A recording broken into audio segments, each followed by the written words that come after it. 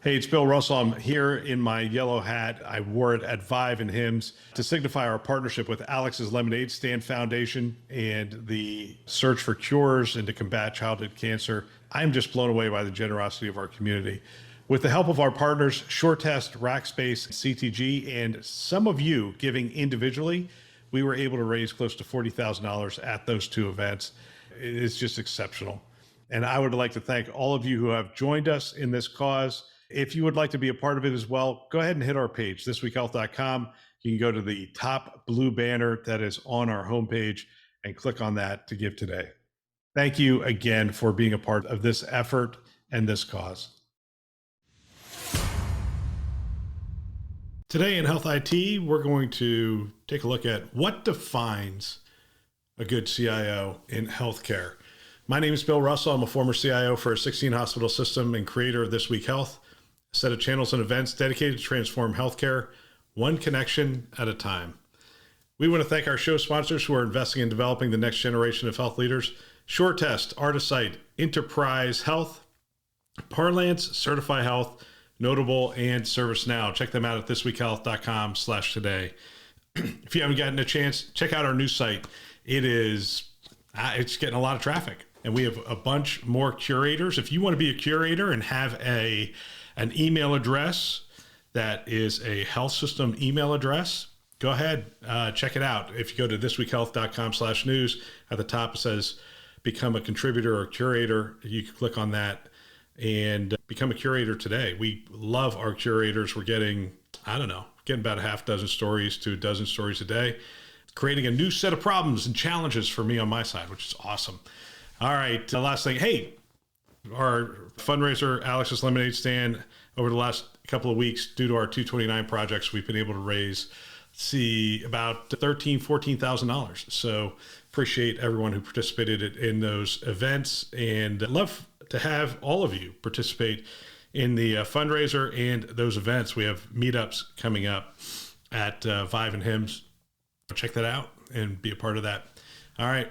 Let's see. Hey, share this podcast with a friend or colleague. Use it as a foundation for daily or weekly discussions on topics that are relevant to you in the industry. Use it as a platform for, mentoring, for coaching, for development, whatever you want to call it, education. They can subscribe wherever you listen to podcasts. As you can tell, I'm a little freeform this morning. Finally feeling better. And I have had the opportunity to host 60 healthcare leaders over the last couple of weeks. A lot of great discussions, a lot of great conversations about the state of things and the challenges that y'all are facing. And it was interesting. It's always interesting. The topics, you would think we'd talk about AI a lot, and we talked about AI a little. We talked about the challenge of leadership a lot. What does it take to be a good CIO? And I wanted to give you a couple of insights based on those discussions and my thoughts as I walked away from those meetings. A good CIO can't be measured as a general thing. You can't just say a good CIO provides sound leadership, establishes good fill in the blank, whatever it is. It really depends on the needs of the organization.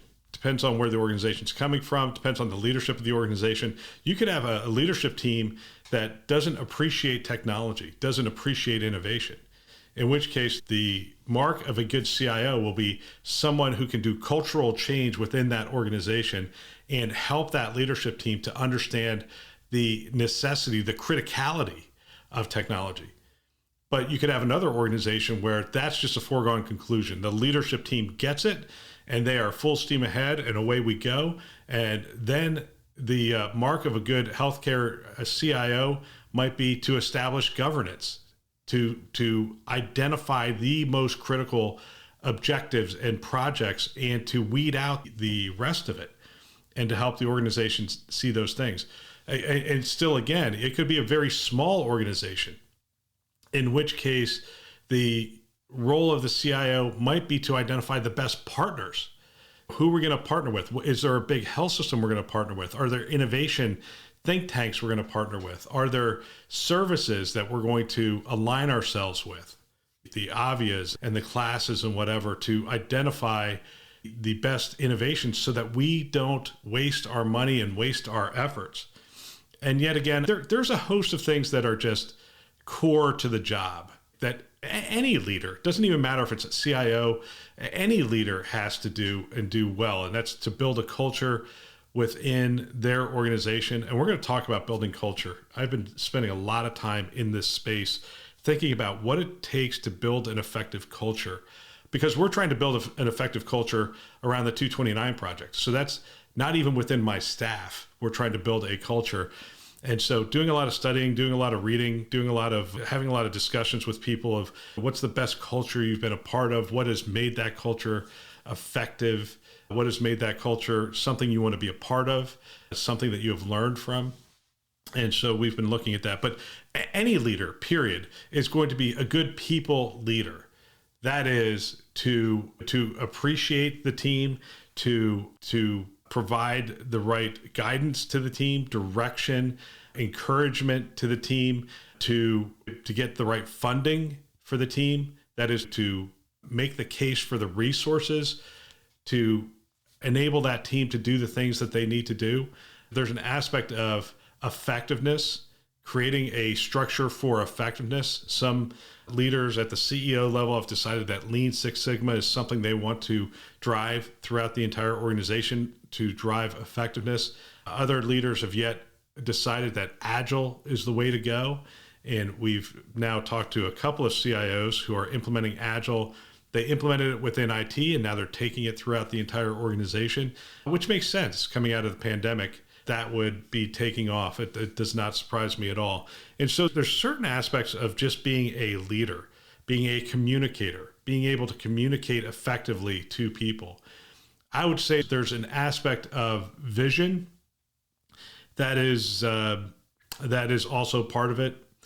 And this is the way I like to lead, which is to speak in pictures, just to give people an idea of what the future of healthcare might look like. What does it look like to step outside the four walls of our health system? What does it look like to engage in the community? And if we go back to 2012, our initial presentation to the board, it was interesting because one of my direct reports was in one of the 229 project meetings this past weekend.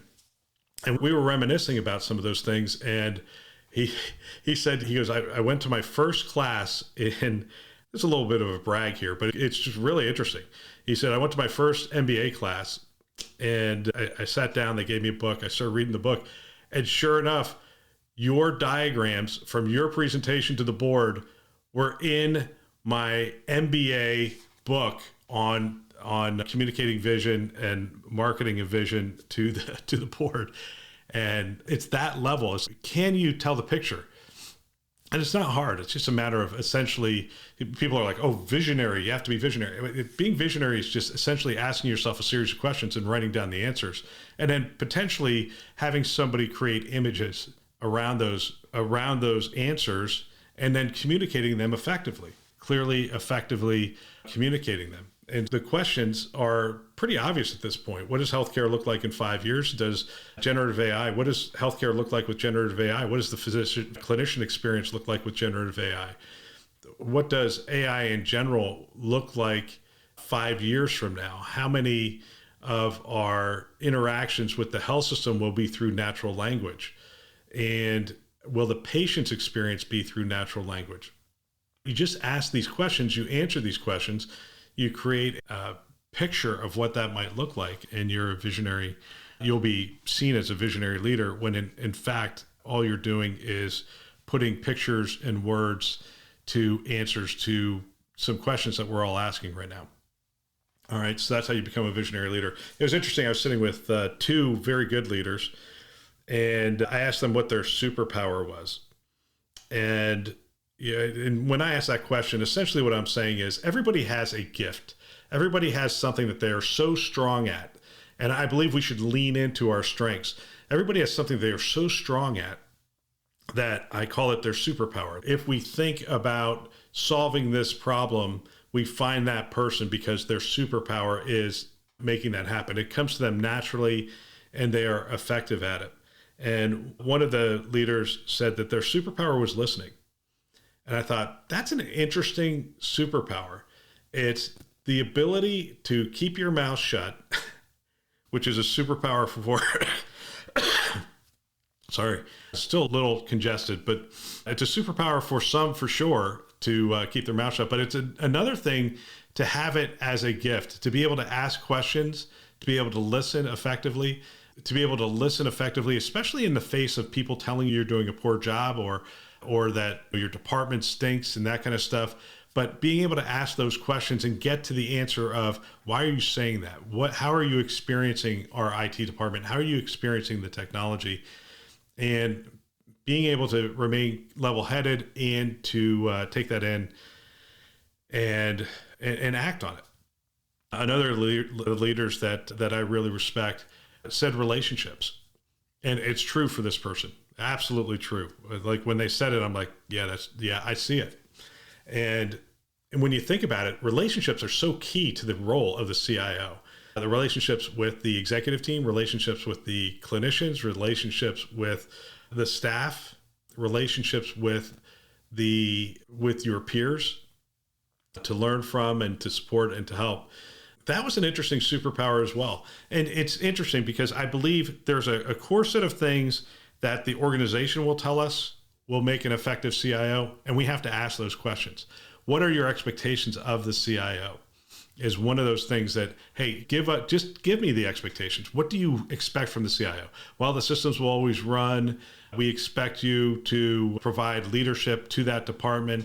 We expect you to keep an eye on the horizon and bring in the technologies. They'll tell you what the expectations are. So some of the things will come from the organization itself. Some of the things will be essentially just basic blocking and tackling of the CIO role. You have to be a leader of people. You have to be a good communicator. You have to establish governance, period. That's what it is. And then some of it will be you leaning into your superpower. Either you being one of the best listeners amongst the leadership team to gather ideas, gather thoughts, and to organize them. Or relationships, you brokering conversations between departments that are struggling to talk, trying to figure out how to consolidate applications like a CRM where you have 6 of them, or call center applications where you have 5 of them, or imaging where you have 32 of them. And you're the broker of relationships and you make those things happen. What is your superpower? How do you make those things happen?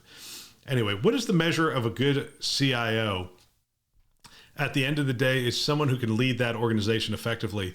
And I will tell you this, you look at the large organizations and you think, oh, that person could lead any IT organization. And that's not true. Because some of the smaller organizations, the CIOs have their hand on the keyboard and they are actually coding things. They are actually doing things with the technology at a deep level. Not that they couldn't do it, but they're not skilled to do it. So there's different skills. And this is why I think the conferences are a little messed up. We put those people up on the stage and we listen to them and we say, oh, I want to be more like that. Problem is your organization doesn't need that. Your organization needs you doing the things that you do and doing them effectively. And so sometimes we have to take all that stuff with a grain of salt. Okay, I'm rambling. It's my first episode back after being sick, after 2 CIO roundtables, a CMIO roundtable, a CISO roundtable. I'm just loaded with information. We'll get back to the news tomorrow, though, and look forward to that. All right, that's all for today. Don't forget, share this podcast with a friend or colleague. Use it as a foundation to keep the conversation going. We want to thank our channel sponsors who are investing in our mission to develop the next generation of health leaders. SureTest, Artisight, Enterprise Health, Parlance, Certify Health, Notable, and ServiceNow. Check them out at thisweekhealth.com/today. Thanks for listening. That's all for now.